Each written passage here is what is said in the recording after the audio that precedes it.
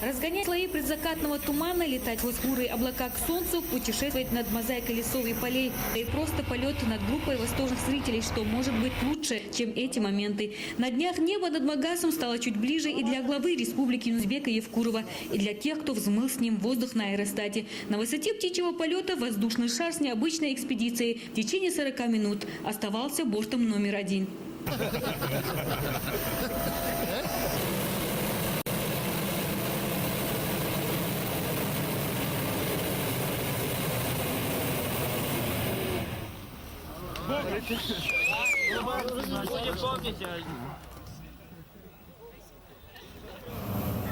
Юзбек Иванович, ваше впечатление от полета в фильме?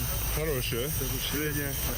И еще больше уверился в том, что у нас надо обязательно это развивать. И мы сделаем, купим несколько шаров и летом, и зимой делаем хороших инструкторов, будем практиковать такие вещи. Не только такие, а вообще За ткань тянуть не надо. воздушный экстрим, так будем говорить.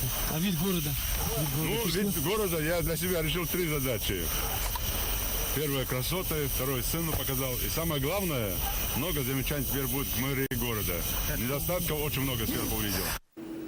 Кто в свое время не мечтал о свободном полете? Небольшая скорость, полная устойчивость, великолепная маневренность и максимальное удовольствие от полета. Именно это продемонстрировали в показательном полете на мотопараплане парашютисты, бейсеры, экстремальщики из команды «Русский экстрим».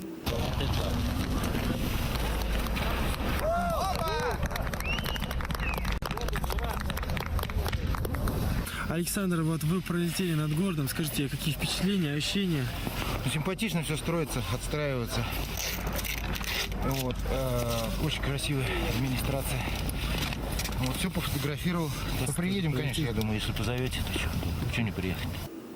Команда «Русский экстрим» во главе с родоначальником скайсерфинга в России Дмитрием Киселевым, в составе которой Александр Богданов, Глеб Воеводин и другие прибыли в республику накануне. Экстремалы посетили горную Ингушетию, где также совершили полеты на воздушном шаре и мотопарапланах, спускались с горных склонов на сноубордах. Мы сюда приехали большей частью, грубо говоря, у них там практически планы посмотреть, чтобы мы могли оценить перспективу развития здесь вообще туристической инфраструктуры. Ну, это как бы высокие слова, на самом деле по дружбе приехали. Вот. Ну, на всякий случай, не знаю, район, мы взяли все, что мы умеем делать, там альпинистские штучки, снобордические, парашютные шары взяли. Ну, все взяли то, что мы могли. Вот. Поэтому мы обследовали вот это ущелье, там поездили, покатались, посмотрели, поговорили вечером о том, что можно здесь улучшить для того, чтобы здесь наращивать какой-то там поток людей, которые будут приезжать.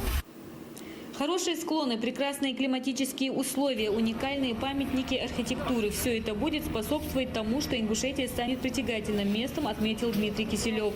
А также в беседе с главой Ингушетии он подчеркнул, что Джайрасский район, где планируется развивать туризм, самое что ни на есть находка для любителей экстремальных видов спорта. Ну а глава региона обговорил с руководителем группы возможность участия команды «Русский экстрим» в праздничных мероприятиях, посвященных 20-летию Ингушетии. Мы скоро поставим парашютную вышку, а каждый будет возможность иметь прыгать. Марина Дзортова, Ильяс Чахкиев, Ильяс Ханеев, Осман Маматиев, Ахмед Гадаборшев, Вести Ингушетии.